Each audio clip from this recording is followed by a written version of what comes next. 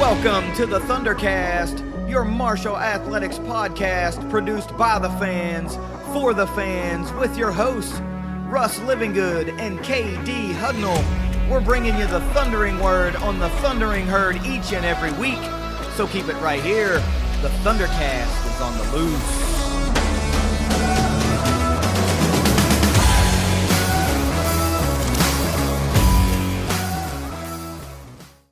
Thanks for downloading another episode of the ThunderCast. This is going to be one that is undoubtedly one of our more epic episodes based on everything that just happened this past weekend in Huntington, West Virginia. But you can follow us on Twitter at ThunderCast_pod. And of course, head over to Facebook, give the page over there a like as well. In the descriptions, we have the links to all of our other social media accounts, like, of course, the YouTube channel. You definitely want to follow the YouTube channel so you don't miss any of the video ThunderCast, but also any of the episodes of Inside the Thunder that get posted every other week. One just dropped the other day with Herd Hall of Famer Dan Derricott. And of course, all the links to our killer sponsors that make this show possible and keep us being able to do all the things that we are able to do for Herd fans and the Herd fan base. Also, we make it really easy for you to join and be a part of the Big Green, which is so important. And you can also get involved with the Thunder Trust, and we'll have some more news about the Thunder Trust later on as part of this unbelievable weekend. But Russ, we've got a lot to get to, so let's get ourselves a word from our sponsors at 304carwreck.com. If you've been hurt in a wreck, visit 304carwreck.com on the web or on Facebook.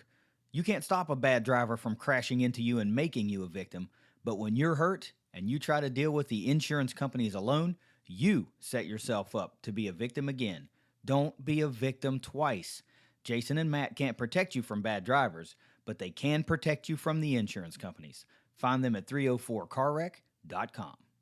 Well, the word epic, I'm not sure, quite encapsulates how this weekend went, not just for us, but for a number of Herd fans and Herd athletic programs. So this is probably the one. I know you're going to give me some things, so let me have it. How many things are we talking about this week? Well, this week we're going to have a lucky number 13 things every Herd fan needs to know this week. Brought to you by Ignite Link, the Tri-State's premier IT management team. We're going to have a bunch of them, so we're going to hit them quick. Not as much discussion this week. Hit us up on Twitter or Facebook if you want to talk about them, anything individually, a little more in depth. Yep. Number 1, Sunbelt Conference Tennis Awards. Johanna Strom wins Freshman of the Year. The duo of McGrain and Hurion get second team doubles. Strom and Vanderhayden get first team doubles, and Strom herself gets first team in singles. Yep. We have been telling you that this Herd's tennis team seemed to have taken a big step forward, and I think some of these honors are proving that. Johanna Thunder Strom has taken the league by storm. Bad pun, number 1. And it's just awesome to see. They're currently in the SBC tournament right now. They won last night. They're in the quarterfinals. They're going to play later this afternoon. So we'll see if their season gets to continue, but excellent awards for Herd tennis in year 1 in the Sun Belt. Men's basketball, going over to number 2, they snagged transfers coming in. You got guard Cam Crawford. He's from Indiana State. And forward center Nate Martin from Texas State. We played him a couple times last year. I think Nate Martin was the one that most folks had their fingers crossed a little bit about, because that gives you the big down low that is going to hopefully offset quite a bit of what was lost with Henlogden departing and heading down to Gainesville. And if you can see a continuation of the development of the game of Obina, this might be the perfect accent to what we needed down low. Got to be excited about Cam Crawford, too. We had an opportunity to talk about some folks that know things a little bit more intimately about men's basketball than we do. And I'll tell you, pretty excited about Cam and what he brings to the Herd men's basketball team. In fact, joked a little bit like we might be getting too many Cams to play in the Cam this coming season. But 2 excellent additions. I think this fortifies what Marshall needed based on what was departed. And then you throw in guys like Connor and Fricks and on down the bench there, I think Marshall's in a pretty good spot. So excellent pickup from those two guys. Quick thoughts on me from me on this is disregard any stats that you see from these players from last year. Not that they're going to not tell you a story. Like, you're pretty pumped that Crawford shoots over 42% from three. But when you look at accumulation of stats, keep in mind that the minutes they played are not going to be what they will play here at Marshall, and also that it's a totally different system. So don't just expect a plug and play of, well, he got this there, that's what he's going to get here. Numbers can and should go up for both. Mm-hmm. All right. Number 3, Marshall Esports claims its first national championship, beating NC State in Smite.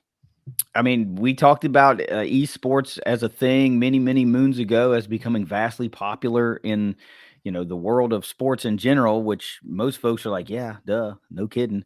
But, our program here at Marshall is basically in its infancy. And we've talked to some folks that are closer to that program than most folks are. And we got a big influx of new equipment and things like that to help them compete in these spaces, because some folks see that there is value there, and this can become a real legitimate recruiting tool, a program that can be in the black for Marshall, not just something that you lose money on. And 3 years in and getting its first big investment ever in the program, and they bring home a national championship. So shout out to those guys and gals, the entire esports team, all those movers and shakers and admins that are behind that. I think that's going to be an excellent investment, and if one that Marshall can see, well, obviously, instant returns on investment. On number 4, we talked about briefly the Cayman Islands Classic in men's basketball, but the teams were announced. That is Drake, LMU, Marshall, Oakland, Ole Miss, Stephen F. Austin, Utah State, and Wake Forest. So in November, right before Thanksgiving, when they head down to the Cayman Islands, that's the teams that Marshall will play. Yeah, this is an excellent opportunity to get some of those big-time wins on the resume. We've talked about that in the past, and we've heard that, folks say that even losses to good teams help your rankings in those, the net and all that kind of stuff, more so than winning against lower-tiered opponents. And a little bit of news that I saw coming across the timeline earlier before we hit the record button, the Ole Miss picked up a transfer that Herd fans will be familiar with. They just landed big 7'5" center Jamarian Sharp from Western Kentucky. So that's a guy that the Herd has a little bit of history with, and they're going to potentially, if he's on the roster and healthy, ready to go for the Cayman Islands, could potentially match up against him again. But excellent opportunity all the way around to pick up some early season quality wins for this Herd men's basketball program. Number 5, this is something locals in Huntington can drive by and physically see, but the scoreboard demolition is underway at the Joan. I mean, I don't want to do nothing but smile and nod at that, because it's pretty freaking awesome. The Joan is going to look differently from just that, right? Coming this fall. I mean, a huge video board. You've heard Christian Spears talk about it before in the past, that it's going to be either the 3rd or 4th, but definitely top 5 biggest video board in the country. Say that again, in the country. So you know how it is. This is one of those things to where you're like, well, our board's bigger than your board type thing. So I'm sure he would like to have those final measurements come in at number 3, because that'd be pretty awesome. But it's coming, folks. And yeah, I'm sure you're like, well, we're taking seats out for a video board. Yeah, we're taking seats out for a video board now, but we're also adding more to that project. It's just not all going to be done, before week 1 in September, but take it in stages. The Joan in 2, 3 years, 4 years is going to look massively different, and it's going to be so freaking cool. Yeah, and you kind of hinted around at it, but it is not the party deck to be finished before the fall. So in phases, what KD means there, this is only to get that video board in. First phase is to get that in, and then next year, hopefully, I think is the plan, that they will get the rest of that end zone renovation done. Yeah. Yeah. I mean, you kind of need to know where the video board lands so that you can begin to, provide the architecture and the design for everything else. So you can't just throw it all in there and hope that it works. So this is the way to do it. Just be patient for a year or two, and then we'll have a completely new look stadium that's going to be so user friendly that I think folks are going to want to go to game. That casual fan that's like, yeah, I'll just stay at home and watch it on TV. I think that's going to go away for a lot of people, and you'll find more folks at the Joan with reduced seating capacity, which will make it an even better environment overall. It's going to be awesome. Not reduced from where we were at this year. No, Should be should yeah. I meant from like 38,000 or whatever. Right. Number 6, track and field records have been broken. The Jesse Owens Classic up in Columbus, Macy Majoy, go figure, broke the pole vault record, and it is now 4.08 meters. Abby Herring got into the 5K, which she hasn't been running at before. And I did not write down the time. Shame on me. Hopefully, we'll have that a little bit later. And Sydney Smith is the new record holder in the steeplechase at 10 minutes, 48.59 seconds. I tell you, the funniest thing to me, hey, let me get out of the way. Not surprised at all that Macy Majoy breaks, re-breaks, breaks again, and continues to break a pole vault record. That's kind of like her thing now, I guess. Sydney Smith in the steeplechase is also a really cool thing. That's not one that we had really been like, ooh, that record might go down anytime now. But the funniest one to me was that the herd track and field account was like returning to the 5K. So just indicating like, well, I haven't been really running it, but I'm gonna take a shot at it. Abby Herring, of course, making a return to a distance that she doesn't normally run, I guess. I mean, it's not like you don't run a 5K in your normal training regimen. You just normally don't run the event or run competitively. that. Yeah, competitively. Others, yeah. And then she sets a school record. Good gracious. What a great weekend for track and field overall, though. Yeah. Number 7, the Dots huge records. Let's talk about that real quick. Yeah. 2,768 attend the Alabama game last Tuesday. And then the herd beat a top 25 team at the Dot for the first time ever against Virginia Tech this Tuesday. Yep. Those pictures from the Alabama game are unbelievably cool. Like people everywhere around there. I hope that, the herd athletic department did learn a few things about managing a crowd that big, because I'm not sure that even they thought that many people were going to show up. But now we know that it is possible that that many people can actually, I don't want to say fit there, but will turn out for a game there from time to time. And to make it more user friendly next time, I bet they, they found some pinch points that they can circumvent maybe next time. I did see attendance for the Virginia Tech game was just a tick over 1,000, 1,064 or something like that. So 2 unbelievably well attended games. And I will say that that Alabama game 2768, not only a Dot Hicks field record, but also a record in the state of West Virginia for a softball game. So that's a great one to hang your hat on.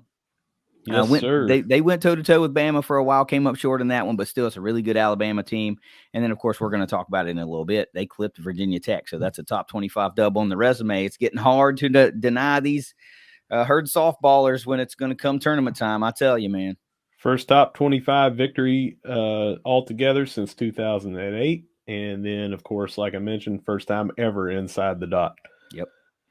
Number 8, got some football portal news. Quarterback Cade Cunningham, wide receiver Caden Bertie, wide receiver Zion Adams, defensive back Jalen Beasley, and offensive lineman Tristan Bittner all entered the portal. And we picked up a couple from the portal. We got place kicker Cameron Lake and JUCO running back Antoine Roberts have committed and are coming to Marshall. Yeah, we knew this was going to happen. Portal window's not closed. It's I think it's getting down to its final few days, really, because I think it was a 2-week window starting on the 15th, maybe. So a couple of days left to make some additions in this portal window or some more losses. But we knew this was going to happen. Of course, it had been previously announced that when the portal opened, guys like E.J. Horton were going to enter the portal. So it just didn't happen, over the past couple of days. But a number of guys that I was excited to see, and folks that we had been that we had gotten to know a little bit, parent wise and stuff like that. That hopefully some things will happen, and maybe some of these folks will get to return to the roster. But all you can do, man. I mean, they want to play. Number one, they want to play, and number two, they maybe they just need a breath of fresh air or a fresh start. But always hate it when guys hit the portal. But at the same time, we, like you say, we celebrate guys that join the herd out of the portal. So you can't be mad when guys leave. Mm-hmm. But at the same time, it just sucks to see them go, because I wish everybody that came here, I wish you were able to put everybody on the field and they could all have the experience that they want to have and continue to be here the whole time. But I get it. So I thank them for all their hard work, blood, sweat, and tears of getting us to the point that where we are. And, if we go on and do something super special, all these guys that have helped build that over the past couple of years are going to be a big part of that. So I wish them well, man. I really do. I would love to keep them all, but I understand, you got to do what you think is best for you. Yeah. And again, this also opens up a few spots for us to bring people in as well. Not all these people were on scholarship, but it did open up a few. Number 9, women's basketball sees Samantha LaFawn enter the portal. Local girl from over here in Chesapeake, just across the river. Yep. Had a really good, strong end to the season last year. I remember talking about Samantha going toe-to-toe with Ms. Blunt, I believe it was from Coastal Carolina, and how well she played in that game. And I hate to see her go too. This is part of that young nucleus of players that I thought might be here for a while. But there's a lot of women's basketball news that we'll get to here. I don't know if it's next or next couple of things, but Kim Stevens, you can tell, has been on the recruiting trail, doing some work trying to make this herd team instantly competitive in the Sun Belt Conference. Not just competitive, but like an instant contender, I think, is what her goal is. So Samantha is unfortunately going to look for her next chapter. But, I mean, I enjoyed watching her this season and hope she finds a even better landing spot for what she's trying to do in collegiate athletics. Number 10, more portal news. Gabriel Parada transfers in for men's soccer. Interesting one, right? There were a lot of kind of recruiting profiles or player profiles that kind of got posted, and nobody was really sure if they had that guy was the right guy, right? Yeah. But I think we ultimately figured it out. If I'm not mistaken, I don't have it written down here, but if I'm not, I'm trying to go off memory, which is a dangerous thing for me. Was this UNC Wilmington? Maybe. Yes. Okay. Yep. And an older player, right? 24. 20. Okay. So I think some of these things are piecing together. Goalkeeper, a guy that's kind of been around and played in, I want to say, in some, I don't know what you would call him. Like, is he from Brazil or is it I don't know what country it is, but now that I was going to say Paraguay, might be. But I'm saying, I don't know how it goes. Like, how we have, middle school, high school, college. I don't know if it works the same like way, but a guy that's played on some, upper echelon leagues in his home country, now here, playing for UNC Wilmington, and now coming to 10 goal for the herd. I trust Chris Grassi intently with the way he manages his roster. So who the hell am I to tell him I don't know about this? I just fully trust the national championship head coach. We're going to move on again, but go back to women's basketball. I did not combine these two things, but women's basketball gets transfers coming in. They got commitments from Alasia Hayes and Aislinn Hayes, sisters. Yep, sisters from Murfreesboro, Tennessee. One of the Hayes sisters went to Notre Dame and then on to Mississippi State, where they had a third sister at Mississippi State play. And then the other Hayes sister went to Middle Tennessee out of high school and then to Mississippi State. So it's a package deal. Both of them, both are guards, very versatile, very athletic guards. I want to say both in that 5'9" range. I mistakenly put 5'6", or the Mississippi State roster listed one of them at 5'6", because that's what I put. I was looking at the roster to see what it was, and I was quickly corrected. So my response to that was, I ain't trying to shortchange anybody, so I'm definitely not. Another bad pun. I know. That's what it was. I was number 2 on the episode. But a pair of sisters coming here from SEC caliber schools. They made the tourney, I think I saw in the bio. SEC, the Mississippi State did. So we got some players that are coming in. Like I said, Coach Stevens is on that trail, man, and she's trying to add some pieces to the roster. We talked about, remember, Russ, how many times last year did we say when the Herd gets that third scorer, they're really dangerous in a game? And I think you're bringing in 2 that can compete immediately for spots on that starting 5. And then, the pieces that we still have here, Rashayla Scott, Abby Beeman, on down the line. We'll see how that starting 5, 6, 7, 8, looks, that depth-wise. But I like what we're seeing really quickly in a short amount of time out of Kim Stevens and this recruiting game.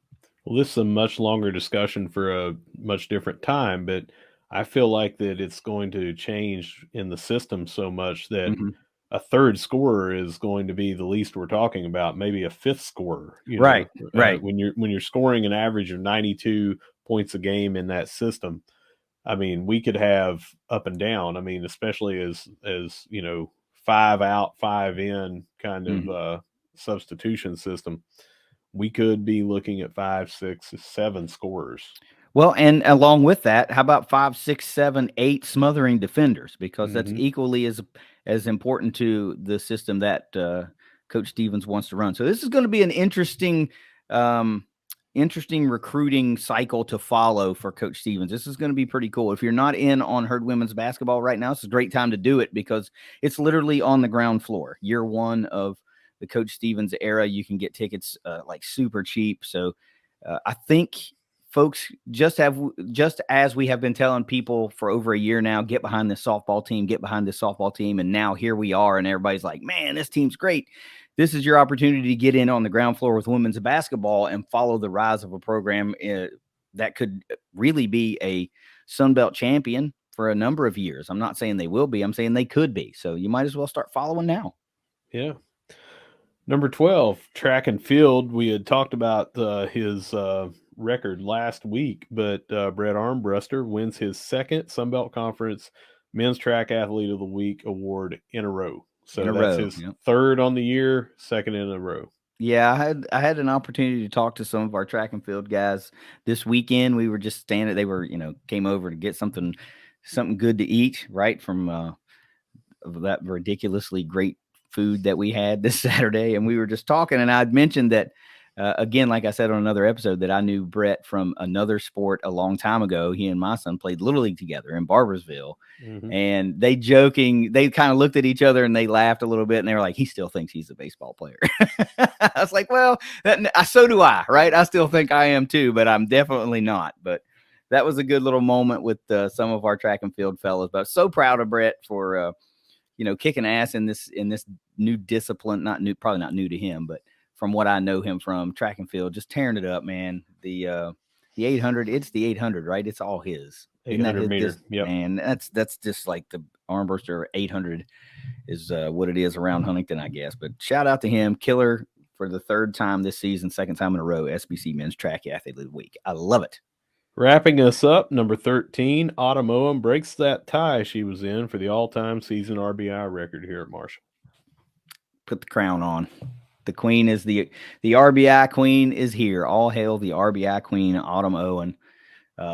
So proud of her. So proud of course, the entire team. But I'm really proud of her for, taking this thing down with 10.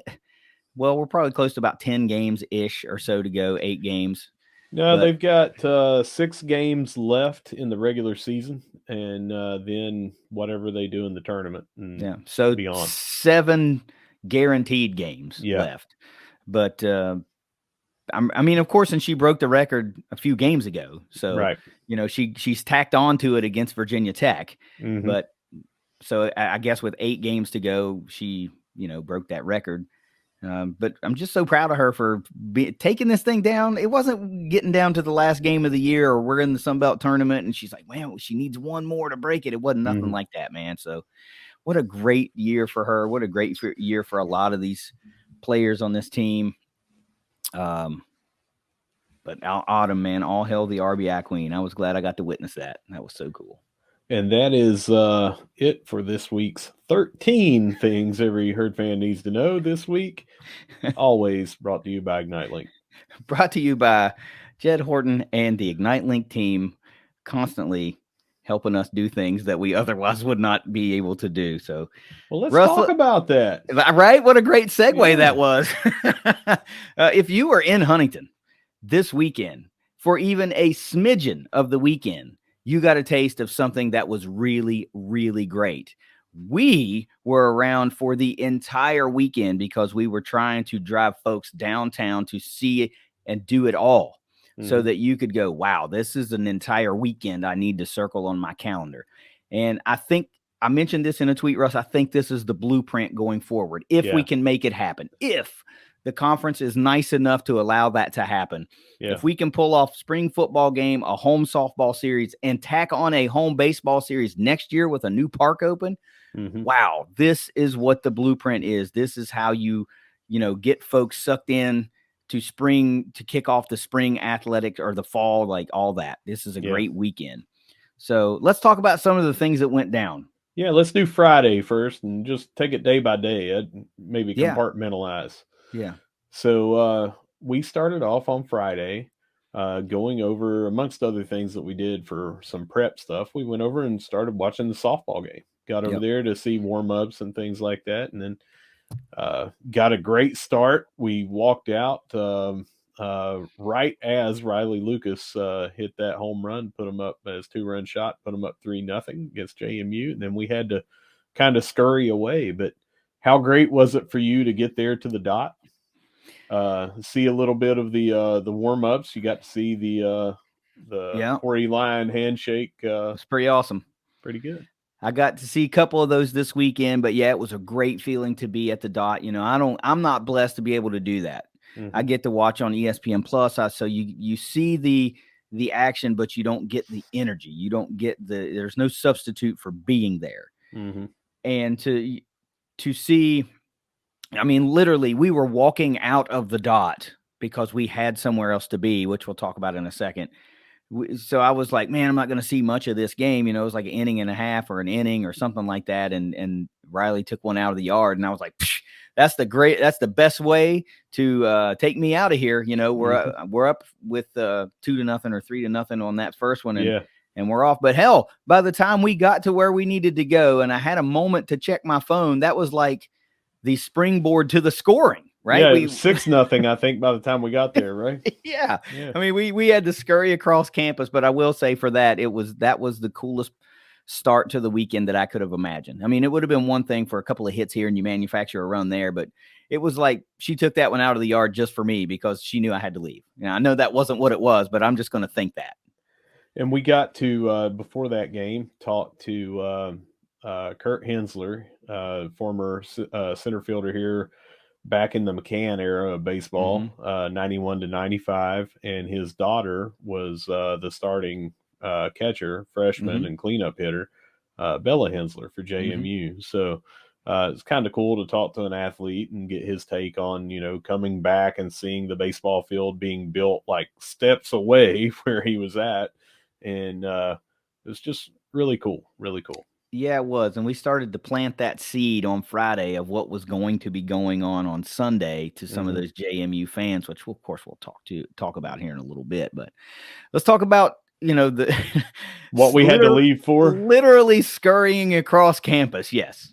Yeah, so we walked 18 miles, and we had to get down to Corbley Hall.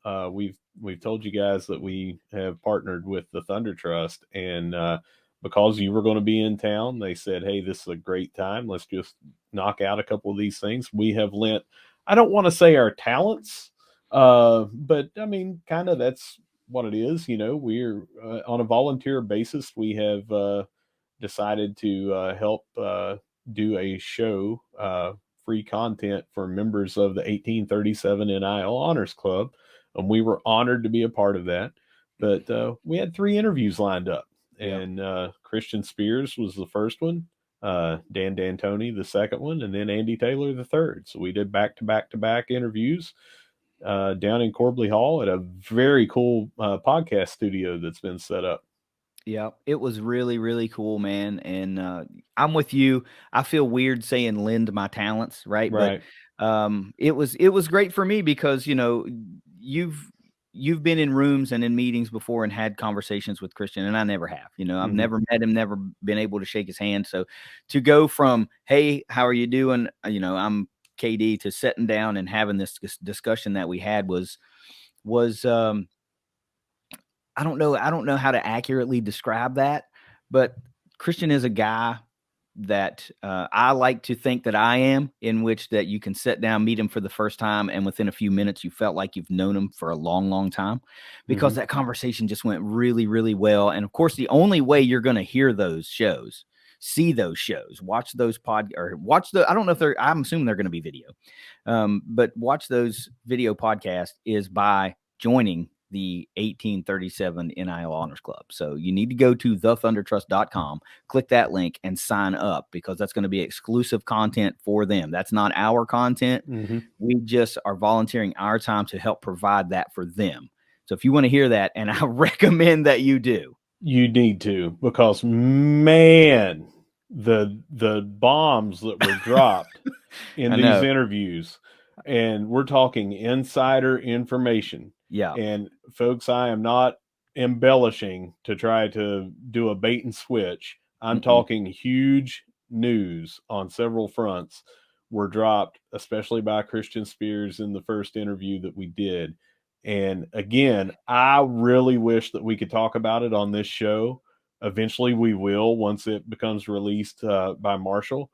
But if you want to hear this info and get it before anybody else, and well before anybody else, this is exclusive content for the 1837 NIL Honors Club, Thunder Trust. I'm telling you, I was sitting in that chair, like, eyes big and like kind of blown away a little bit. There was something for everybody there. There was something for everybody. And it's $18.37 a month. $18.37 a month. It's less than $250 on the year. I think it comes out to $220.44 actually. And we'll get to how I know that here in a minute. But it's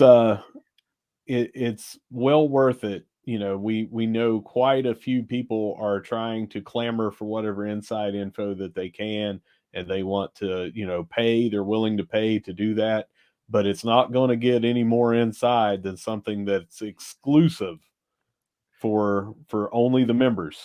Well, it's not I heard from, or I heard that it's coming straight from the AD. So it doesn't get any more direct source than that. And not just the AD, but coaches and everything. When Coach Huff is on there, he's going to have stuff only about the football team. D'Antoni, we spoke to him. Andy, there was stuff from him. I mean, you're not going to hear this anywhere else. You're not going to see this anywhere else. It's going to be right there. So yeah, I'm gonna tell you, the Christian Spears interview was amazing. Danny is like everything I'd ever heard about Dan D'Antoni. I'd never met him before either, but another guy I sat down and I felt like, I'd known him for 25 years, and some of the things that he was sharing with us, and perhaps the most I don't want to even say heartwarming, but it was just awesome, a totally different, awesome feeling. As big of a fan as you are of Andy Taylor, probably already, after you hear that interview, there is no way you're not just going to absolutely love what this kid is all about. Yeah. I mean, he will take your fandom to another level of him based on what some of the things that we talked about. I'm telling you guys, go to the thundertrust.com, click the link. It's in our description, and just join the 1837 NIL Honors Club. You get that insider stuff that you really want to hear. But the flip side of that is you are directly impacting our ability to compete and win championships, retain players, recruit. Everything that is revolving in the world of sports right now, you are going to be directly helping Marshall do that. So it's a win-win for everybody involved. And for those of you watching and those of you that are listening, when you do that, this is just me. I didn't even run this by KD, but tell the Thunder Trust that we sent you. Tell them Yeah. that the guys from the ThunderCast, and that's not for our benefit, it's for their benefit. So they can see where you're getting the info on where you're going to join. If you heard it from someone else, tell them you heard it from someone else and not us. It just helps them track, Yeah. where they can best get this information out to everybody. Yeah. So that was the second stop in a already ridiculously whirlwind busy Friday, but So we those ran a 5K down from Corbley down to the West Lot, yeah. and we talked to our guys very very briefly about their setup and everything before we had to go in and do the main event, I guess you would say, Of the for night, Friday. yeah. Yeah. The Herd Country Cornhole Classic, which, this is year one for that event. And, we had spoken to some friends that were kind of in the organization and execution of that event. And for whatever reason, they felt like it was kind of ho-hum. But from my standpoint, I thought it was great. Not only just because it was the first year of it, but regardless, it was a great event, man. There were legends everywhere. Everybody was having a good time. But, they asked us, hey, would you guys be interested in, setting up and live streaming? And we ended up live streaming for 3 hours. Mm-hmm. And it didn't seem necessarily like 3 hours because of the attitude and the vibe around the Joan. Yeah. But I'm going to miss a lot of stuff. So you can talk Okay. about the makeup of the event, kind of what it looked like before we get into what we were doing. All right. First, to clarify on what KD is saying here, they didn't think that the event was bad. Anyone that cares when they put on an event, they expect perfection or better Right. than Right. perfection. And they were worried that they did not hit on all cylinders. From everyone I spoke to, they think that it hit on all cylinders Me by too. all aspects. So this was a home run by everyone involved. They put on an amazing show. All the people that were there had a blast. Trust Mhm. me, if you watch the video, you can see and hear people in the background having a great time as they came up and talked to us.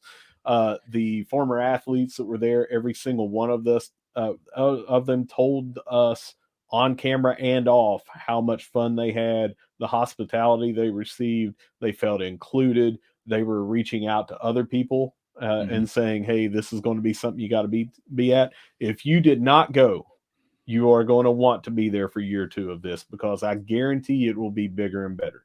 The Yeah, first one's where you find out where all your hiccups are, that's right. you know, and even I mean, the only reason that the people putting this on thought that there were hiccups is because they had planned it down to the detail, and things out of their control prevented them from being able to do that. Yeah. Practice ran long on football. It was unexpected, so it just pushed the timeline off, and it kind of throws some chaos into it. But I'm telling you, man, we saw all-time herd greats. Of course, Chad Pennington helped put the event on, so that's who Mhm. I'm going to mention first. We saw a bunch of guys from the '90s, that '95 to 2000 range, and then Darius Watts came here in 2000, so little bit beyond 2000. But I really wish, if I had one regret, I wish we could have gotten Girardi Mercer on the show. I knew you were going to say that. That's If an you inside joke. If you watched, or if you have heard from someone else, Girardi Mercer spent about 55 minutes on the show with us, and he took over the show in a great way. Yeah. In fact, KD has asked me to stop doing this show and just have Girardi on full time, and I'm fine with that. He's much better than me. Man, he sat down and leaned back in that chair, grabbed the mic, and it was just on, right? Yeah.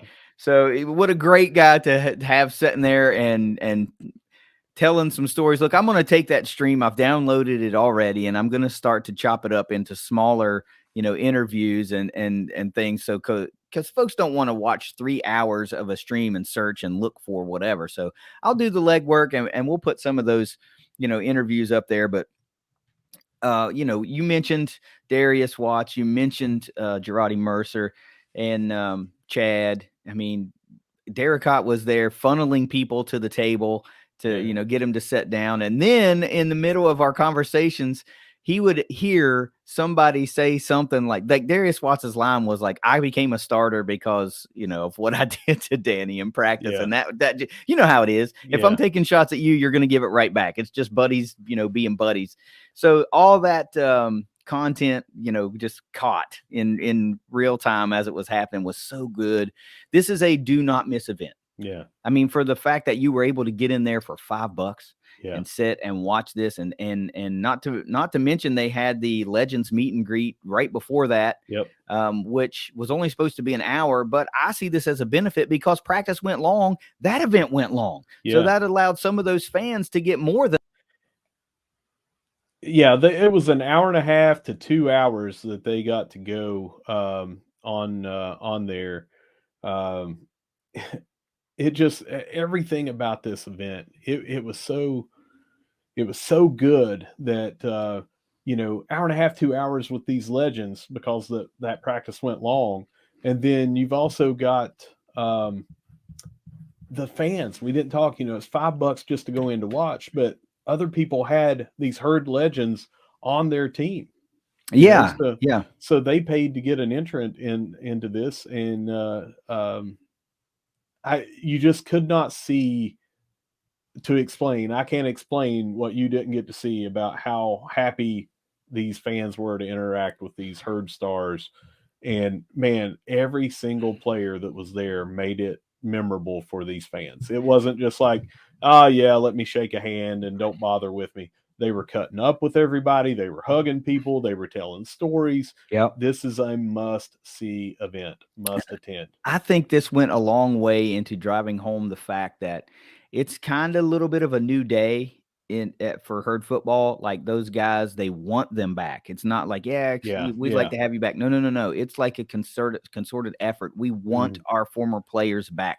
We want our alumni back. It's not just players, Right. We have guys that friends of ours that were down tailgating with us and that were, on the support staff back then. And they were trying to tell them, dude, come back home. We want you here, So it's just a little bit of a new day, right? So if you're that alum, even if you're just an alum that didn't play, I'm just an alum, right? Well, they want you back. If you've been spurned a little bit in the past, give them a chance to prove that it's different now, right? But players in particularly, if you're a football player that is listening to our show, you found the ThunderCast, hear me. They want you back. They want you to be around the program again because they see the value and the importance that you bring to the history of this program, and they want you to celebrate. It's your program, right? You played here. It's yours. So be a part of it again. A large part of these people were from a certain era, Chad's era, because this event got put together in just under 2 weeks. Right.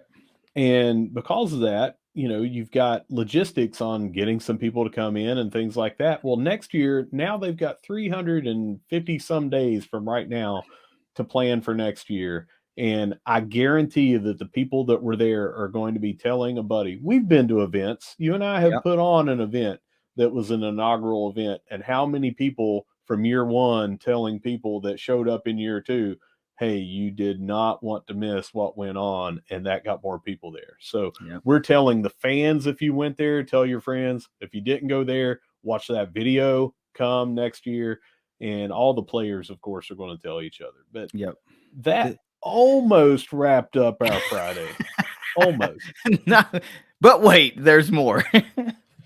So the rain starts coming down and everybody kind of packs up because the event was basically over at that point anyway. People were just kind of hanging out and everything. But the rain starts coming down a little bit. We packed up all the equipment, got everything out of there, and we head out to the parking lot where the rain really came down. And we were stuck out there for about an hour under this rain and everything. We got a break, and we were over by where our tailgate was going to be the next day, and the smoker, and I got some videos and put them out on Twitter and stuff. And then we get a break and we leave, and at 3:50 in the morning I get a message, all of our stuff's gone. And I just thought like it had been stolen. Right. No, 65-mile-an-hour wind whipping through the west lot, ripping.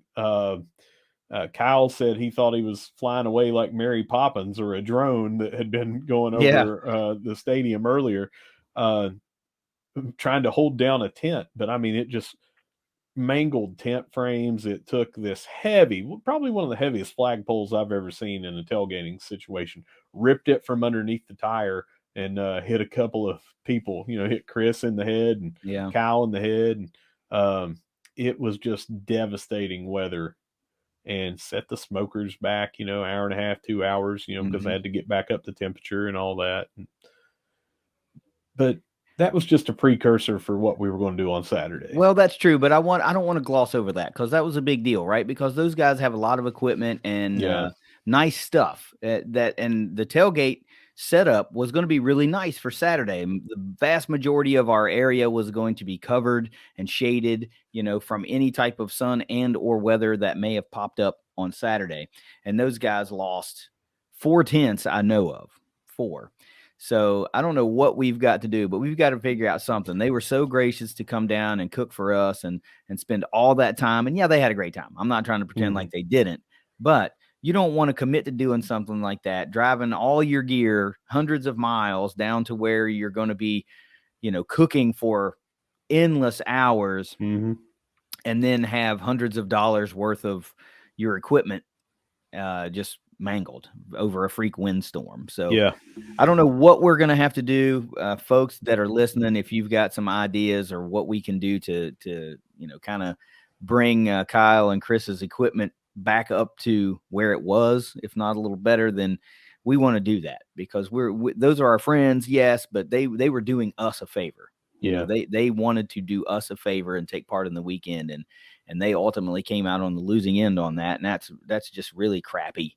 And this will not be the only time this year that you see them do this either. The first tailgate of the year, we're going to be doing it again. So home opener. Yeah. So if you enjoyed that, if you got your belly full based on what they did, just know that experience could have been even better. You could have been eating in the shade. Yeah. But they lost quite a bit of equipment, and we'd like to try to get that back to them in even better and maybe sooner rather than later. But I'm not sure what we're going to do, what we can do, but we'll figure something out. I just wanted to say on the show that I am extremely thankful for those guys, all of them, the entire crew coming down there and cooking, having a good time. Talking to people endlessly about how they do what they do and their processes, because that's this is so good. How do you guys do it? What's your secret? And they would just continually talk about, what they do. So let's get to Saturday. Saturday, we get up real bright and early and, we had, let's just run by what we had. Now, let's go beer first. They had 3 pony kegs. Yeah. Gone. Had. I stopped and bought 3 30 racks of Miller Lite. Gone. Yeah, we left with 4. Yeah. Some other, not 4 racks, 4 individual cans. Beers. Yeah. No one donated an additional 30 rack. We went through 86 beers on top of the 3 ponies. That goes above and beyond what other people came and contributed. Yep. To dropping off and saying, "Hey, I brought some beer." They had Bloody Marys gone early. I remember handing out the final one to someone that really likes Bloody Marys, doesn't care for beer, that sort of thing. And it was early in the morning. It's like, I heard you had Bloody Marys. Yeah, here you go, last one. And that was before any of the tailgating started. Yep. So food, I'm guessing over 150 pounds. I shortchanged us. I didn't think it was that much. I shortchanged us to the tune of almost half of that. But yeah, so I bet you're right. 33 pounds of pork belly burn-ins gone. We had 12 racks of ribs. I think 10, at least 10 were gone. 2 racks made it till Sunday for the other thing. We went through all of the jalapeno I'm gonna say it. He calls them atomic buffalo turds, and they are amazing. They are amazing. I just it's hard to say, man. Those turds were really good to eat. So Kyle come up with another name, but anyway, amazing. They were stuffed with cream cheese, smoked sausage, wrapped in bacon, dusted with everything, and smoked. So they were great. Huge pan of mac and cheese, huge pan of baked beans, both gone. What do we have? 15, I think, yard birds. I don't know. I know we had 9 Boston butts. I just ate. I don't know how much was there. Yeah, 4 of the butts or 5 of the butts were gone that day. Almost all the chicken gone that day. Yeah, I mean, just we obliterated some food, man. Yeah, and not just us, but all of our guests coming by. Yeah, everyone. So great tailgate. We got to go in and we got to see. We're not going to give a play-by-play or anything. No, but who stood out? Like who got on your radar? Let's go there. Well, so I thought Cade Cunningham looked good, and I hate to say that now he's hit the portal, and he was one of those guys. He was not on scholarship, so I understand why. And I cannot say enough good things about him, and I hope it works out wherever he goes. Yeah. But those people that will be staying, Brian Robinson was on the receiving end of one of those throws on a slant, and it just showed what he has, much like last year's spring game, nearly took it to the house. I can't remember the yardage on it, but he caught a slant. I want to say 62. That's what I want to say, 62. So I was going to say 74, so let's split the difference and say it was in the 60s. Okay. And hit it on a slant and just outran everybody, but kind of someone had the angle on him and he had to go out of bounds, get tackled. But the running backs, man, just every single one of them that touched the ball just looked great. AJ Turner looked great. Maurice Jones, he looked great. Payne was in a boot over there. He didn't go out, which I saw that on practice on Friday as well. Great to see Talik Keaton back. Looking pretty good for where he's at right now. Yeah, looking pretty good. Ahead of schedule, I would say, based on the usual timeline on that. On Friday, we got to see him take off the brace a little bit just to, he wasn't doing hard cuts, but just being comfortable enough to do any kind of on the sideline activity with the brace off looked really, really good. Elijah Russell looked really good. Yeah, he really got on the radar for me. I was high on him when he hit the class last year, 6'7" guy out of Ocala. Mm-hmm. Really felt like we were fortunate enough to steal him. I don't want to say that, but I want to say that because you would think a guy like that in the area that we're from just garners all kinds of looks. Mm-hmm. So to have that kind of size and build and come in and now here it is, right? A year in a strength program, and now you're going to hit the line to be potentially a contributor. Really excited about Elijah Russell. I think a lot of Herd fans are going to know that name by the middle of the season.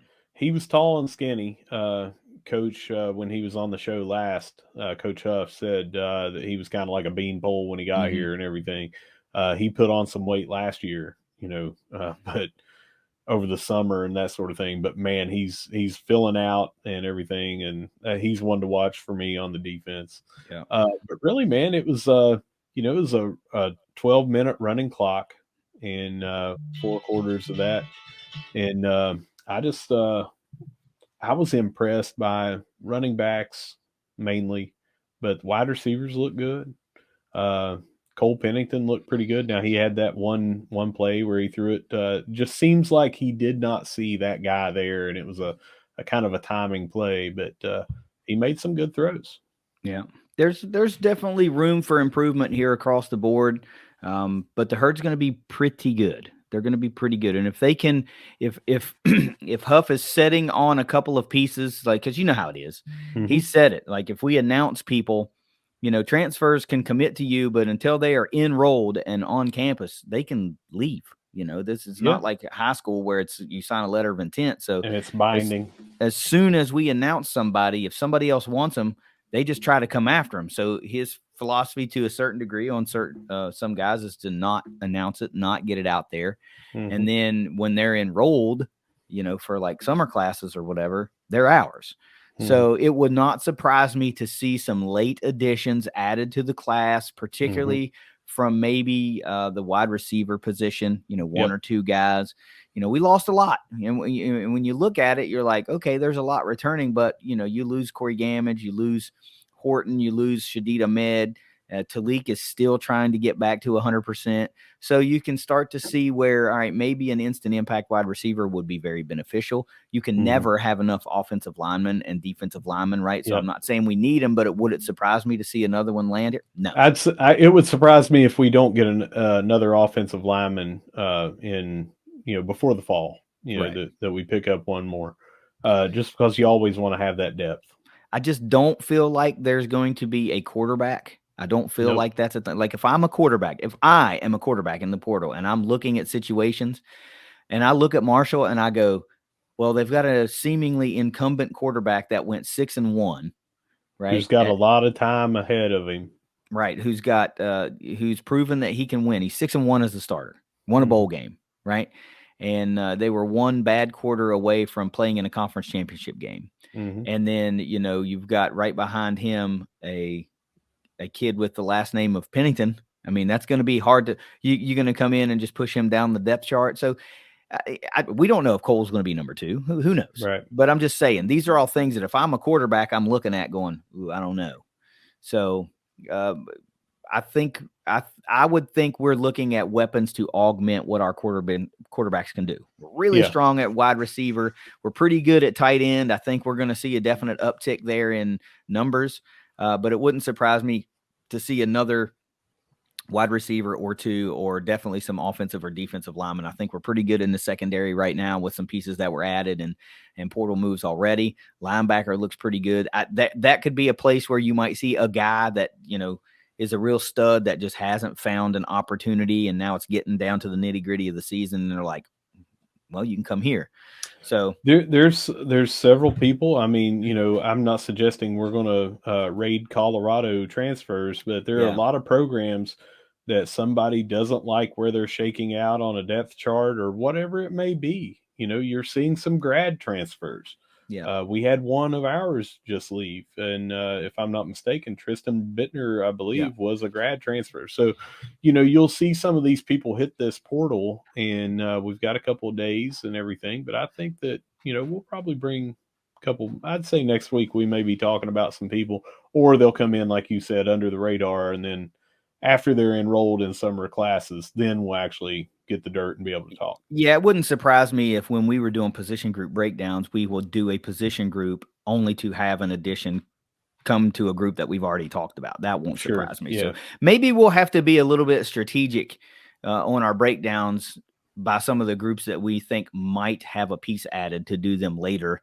But, that's all here nor there. But all the way around, Saturday, outside of our fellas almost taking flight from a windstorm, was a massive success. We had so many people come by and talk. And I spent the whole day, talking to fans of the show, folks that tell me they listen. And that's really great, because that's what we want. If we're helping you guys have a great time and in increasing your experience with Marshall athletics, that's exactly what we want to do. Because for us, it's about one thing. It's about getting an ass in every seat of every stadium and court, field, whatever, wherever we have seats, we want a Marshall fans butt in that seat. So if we can fill the place out, that's what we want to do. That is our goal.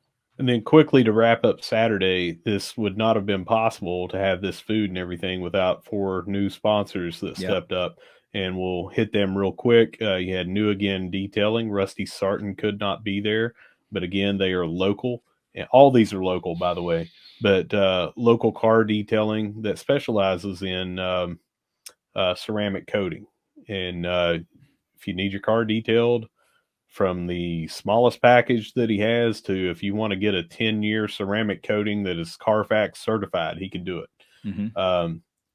Level Entertainment, professional DJ, he just stepped up and said, hey, I'm joining the Big Green, and anyone that is a Big Green member can get a 10% discount from my services for any of his events that he does. So he's not only joining the Big Green to help his alma mater, He is also making it a value for you to join the Big Green, along with all the other people that participate in the herd discounts or herd perks discount program. Yeah. Um, we have McCormick Insurance Group, property, casualty, life, renters, business, and commercial, whatever kind of insurance. He does it. He's a massive herd fan as well, Matt McCormick, uh, down in Cerrito. You do not have to even live in West Virginia. He has, I know one other state, but I I think cannot it's remember. Ohio. I think it's Ohio as well, and he's going to get Kentucky, but he doesn't have Kentucky just yet. But if you're here in the tri-state area, it does not hurt you to reach out to him. And then we have finally A1 Roofing, Paul Cheney, and not only putting on new roofs, but he does a lot of other stuff, including minor repairs on roofs, but soffits, gutters, siding, all that stuff. Again, another herd fan. Herd fans like to do business with herd fans, and Yeah. herd fans like to see other businesses and herd fans stepping up to support the things. If you came and ate over there, or you couldn't be there, but you liked the idea of us being able to provide food for anyone that wanted to come up, you should thank these four businesses and do so with your business. Yep.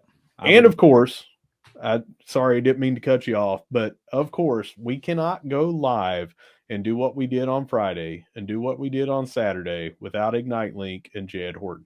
Yeah. We joke about it all the time. We call him the production truck. We call him the IT department, but he puts all this on and makes it possible. And we say, "Hey, Jed, we'd like to do this," and he's like, "Sure, let's do it." Yeah, no problem. Like he sets us up, we get to sit down and act like fools for 3 hours, but Yeah, also Jed sets it all up, sets down, grab a mic, and is also taking part in the stream while also producing and creating, like making it possible to go live.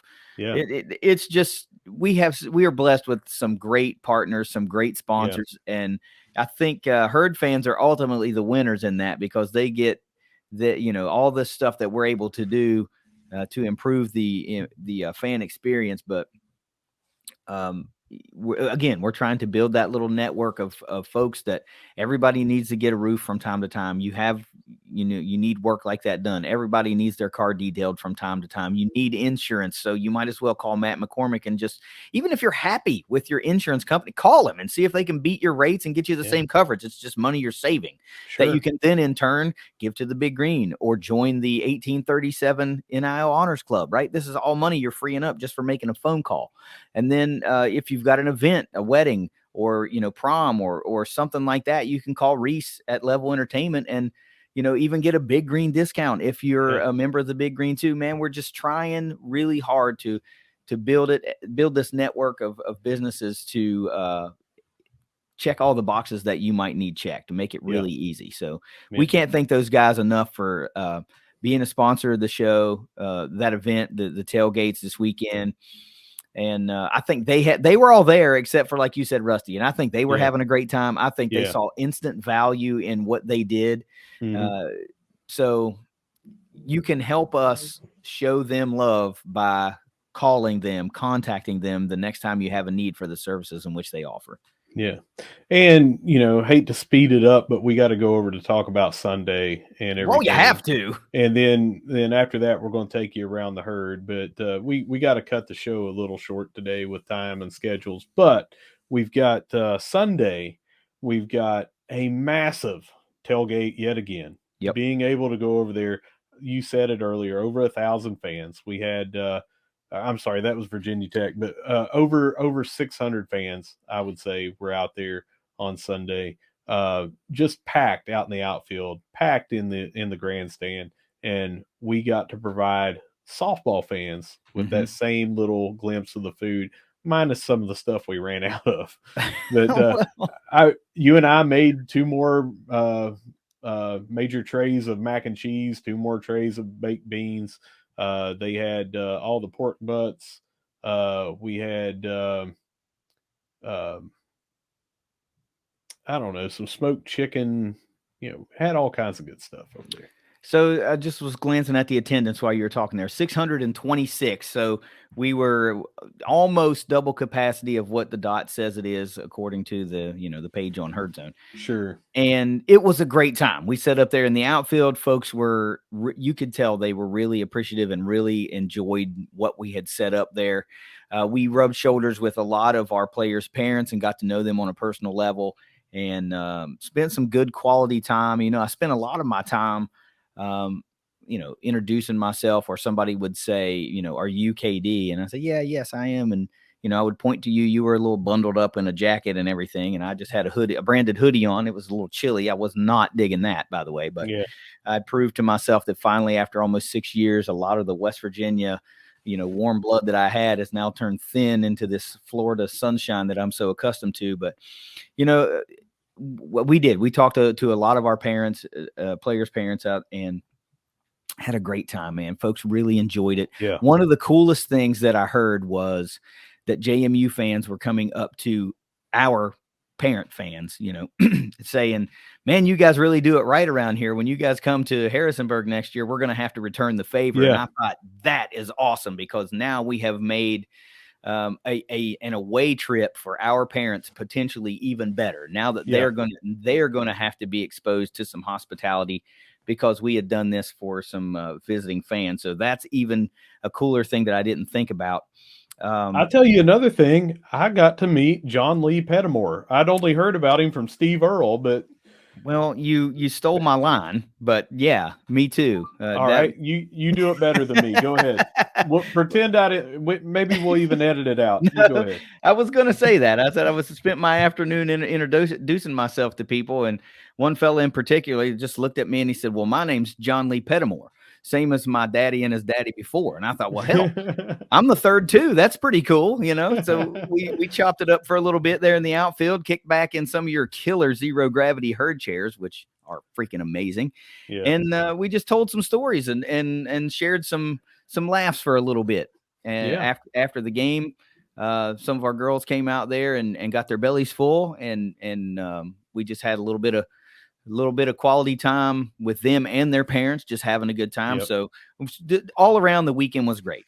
I don't want to Yeah. shortchange it. We went 2-1, won the series against James Madison, and then come back on Tuesday and get the big top 25 win. But man, let's take it around the herd. I know time's getting thin. Yeah, let's take it around the herd. We're going to start with tennis, and this is a great kind of end to the season and start of the tournament so far. But they swept Western Kentucky last Sunday, April the 16th, 4-0, and didn't play the rest of those sets because they had already won.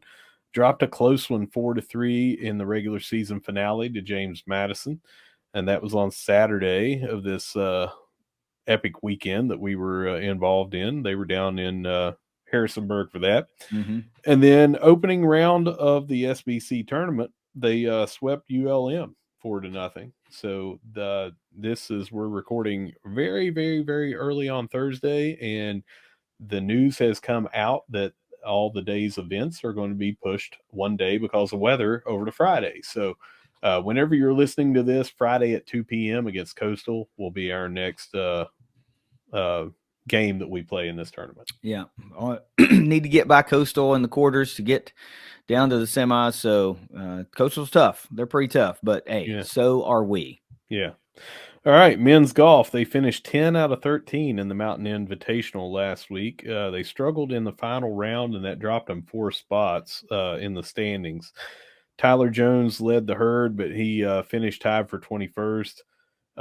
They also did not fare well in the SBC tournament. They finished 13 of 14 teams on 45 over par. Georgia Southern won at 3 under par to kind of give you an idea of the pecking order here on where everyone fell. And last place was Georgia Southern at 48 over par. Wait, so had to be Georgia State. You said Georgia Southern won, right? Yeah, I don't have who it was that finished last. I just said the wrong team. Okay. But the last place team was 48 over. Okay. Georgia State was at 3 under. We were at 45 over. The last place team was 48 over. Gotcha. So we did not finish anywhere near kind of where we expected and how we had played all year round. All 5 of the herd golfers finished very similar. They were within a couple of strokes of each other, so no one really stood out on who was leading the pack. Well, bummer end to the men's golf season, but hey, maybe next year will be the marked improvement year for men's golf. We'll see how that goes. Sure. Women's golf, to keep it on the links, we finished 11 out of 14 in the Sun Belt Conference tournament at 73 over par. ULM took the championship at 16 over par, and then they had tied at 16 over, and they had a playoff thrilling victory for them to win that. For the herd, Emily McClatchy finished tied for 21st at 9 over to lead the herd. That's a good individual showing, I would like to think. Yeah, because the field, I mean, there wasn't too many people under par, in the entire field. So, yeah, track and field to go along with those records that we talked about earlier. One of those, that steeplechase finish, was good enough for first place. And also in first place, Tyra Thomas took first in the 100-meter hurdles with a time of 13.54 seconds. So we picked up 2 first-place finishes and had those 3 records broken. Pretty good time there in Columbus. I'll say so. That's a pretty successful track meet, and now we gear up for the outdoor championships coming up probably, got to be really soon. I think that they're mid-May. Well, I mean, they might 2 weeks away. I wonder if they probably don't squeeze in another competitive meet before that. I wouldn't think, right? Because it's like finals week and stuff like that. So I think this was it until that. I do not have that schedule up in front of me, but of course we're going to have it on Twitter and all that stuff. Yeah. Baseball. We recorded before they had played on Sunday, April the 16th, and they lost a squeaker to Texas State 5-4 on that day. Had a interesting go out to Eastern Kentucky, and then Eastern Kentucky come here Tuesday, Wednesday series. We won in 13 innings, back and forth, come from behind win. We won 13-11 in that game at Richmond for EKU. And then we dropped the return game when Eastern Kentucky came here, lost 9-2 here up on Route 2. Hosted Georgia Southern this past weekend, dropped the first 2 games 16-4 and 6-1 before getting the final game of the series 8-1. So good way to end that weekend, that epic weekend. We had kind of routed the opposing team. So we had a good Saturday, Sunday on the diamond for the girls and the boys. Let's see. They have a 3-game series at Georgia State this weekend, and then they are hosting Virginia Tech on Tuesday and Wednesday in Charleston. Man, so it was really nice that they were able to get one there from Georgia Southern to preserve,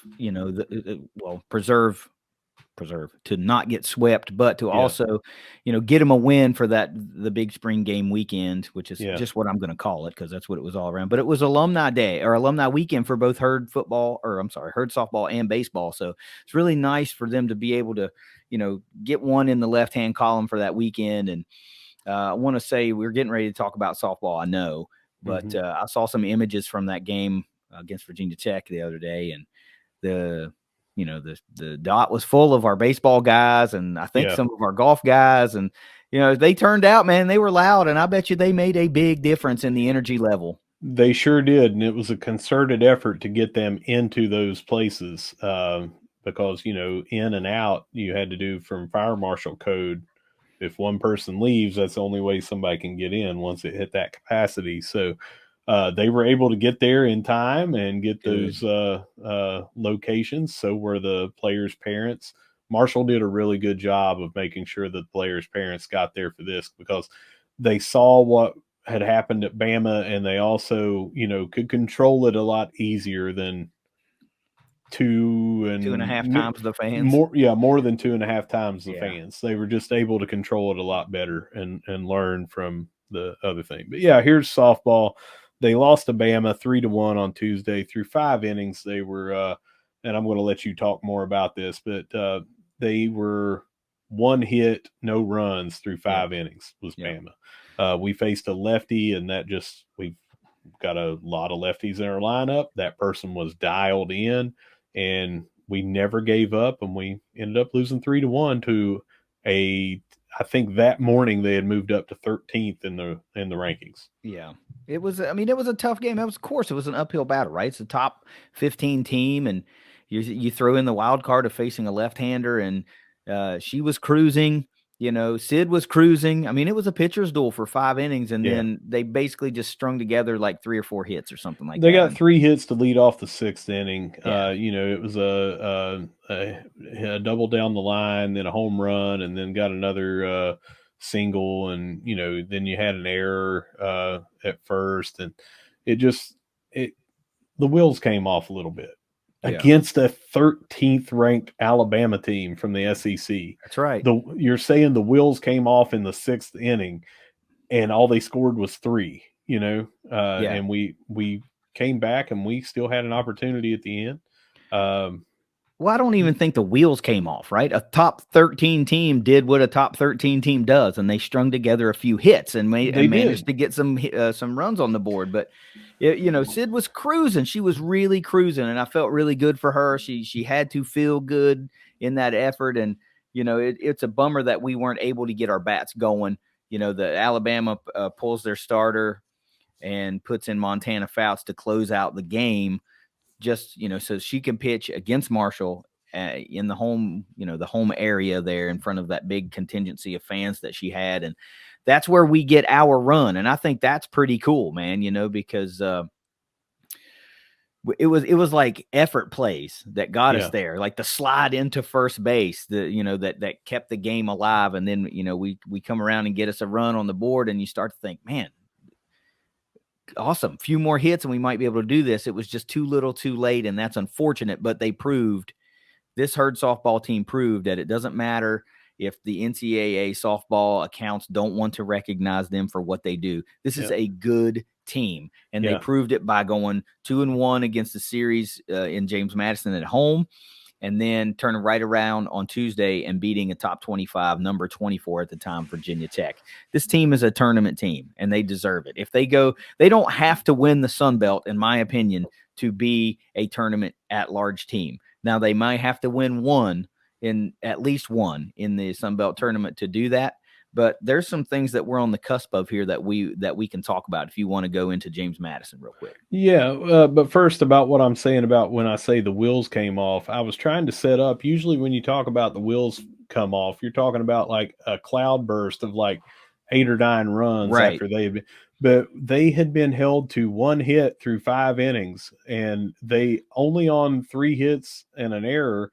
And really, the only mistake you're talking about is the home run. They might have gotten out of that inning with only getting, if they miss it just by a bit and that becomes an out, in the outfield, you're talking about maybe they score 1 and then we have an opportunity to tie it, So saying the wheels came off, I'm trying to use that kind of in a weird way, the non-usual way, to say the wheels came off of a near, shutout victory against a 13th ranked, Bama squad that you expect would just come in and dust people. So let's go over to Virginia Tech. We talked about briefly that we got to see part of that game on Friday. They ended up cruising to a 10-2 victory. Broke out the bats in a really good way. The next game lost a heartbreaker 7-6. That was while we were over tailgating and getting ready to go into the game.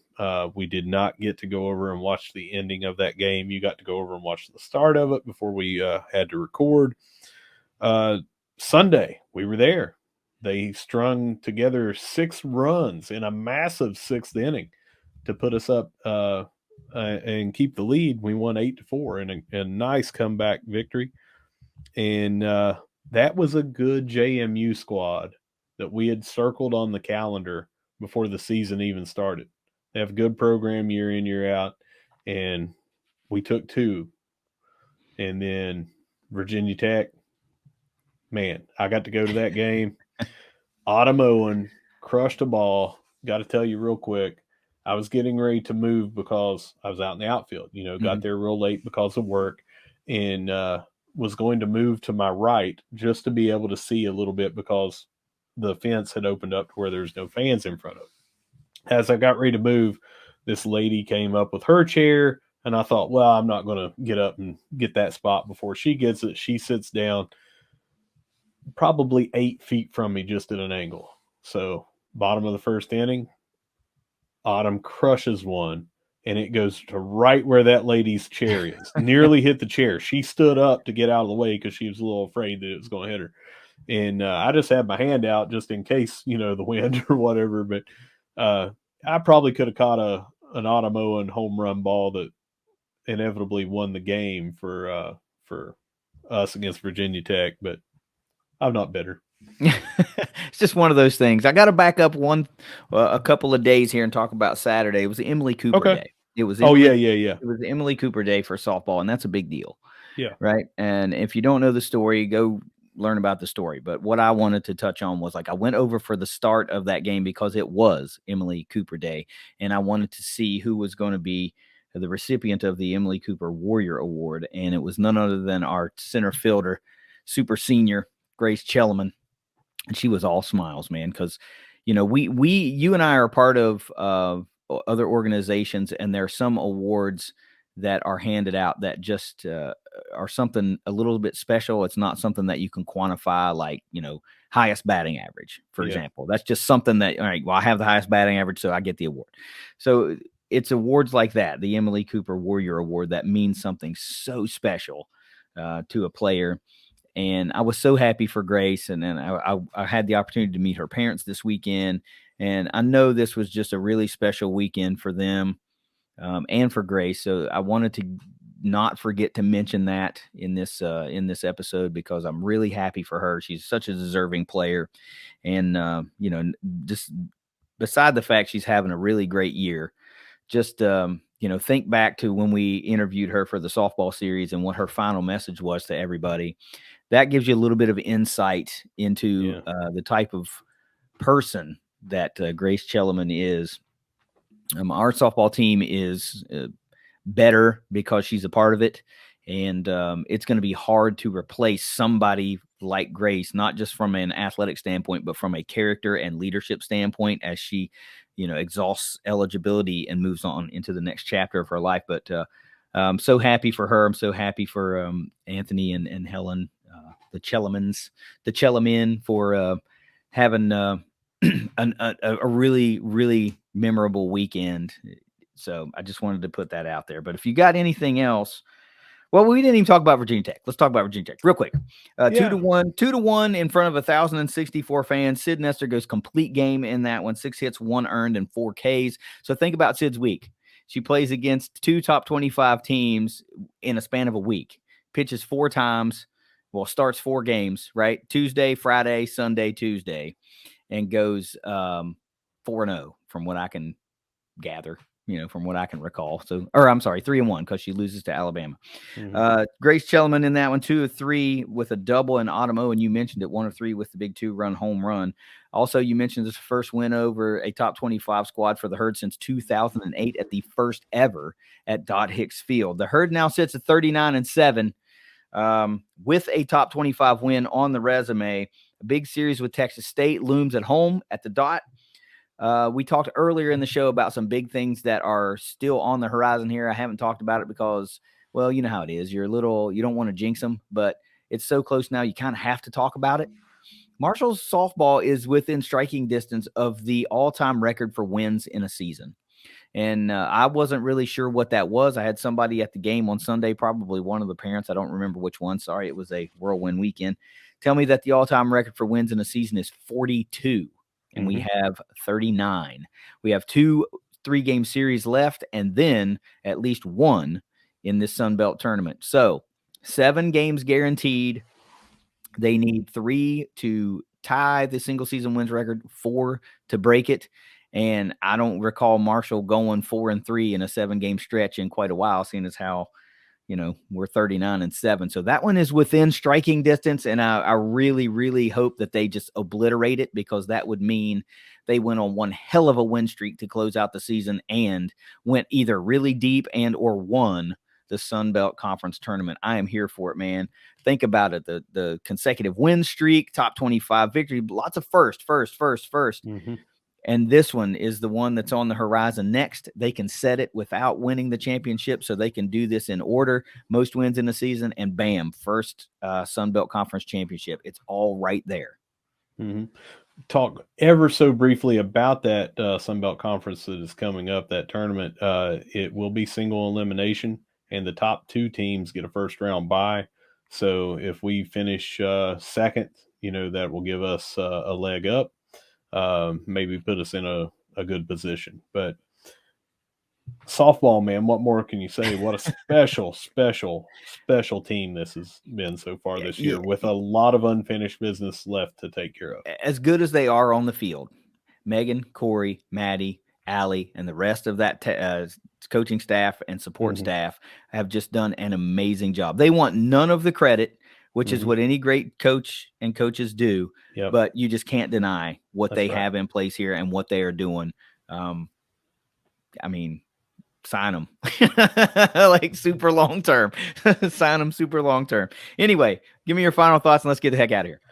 All right. I'm just going to take us out because do it. Whether you see us at the Joan, which you should see us there all the time, whether you see us at the Cam, whether you see us over there getting ready to fly away like Mary Poppins trying to hold on to something that a hurricane's ripping away from you, or whether you see us with our new co-host, Girardi Mercer, no matter where you see us, we're going to be saying, go Herd. Go Herd. It's the ThunderCast. We'll see you next week. Later.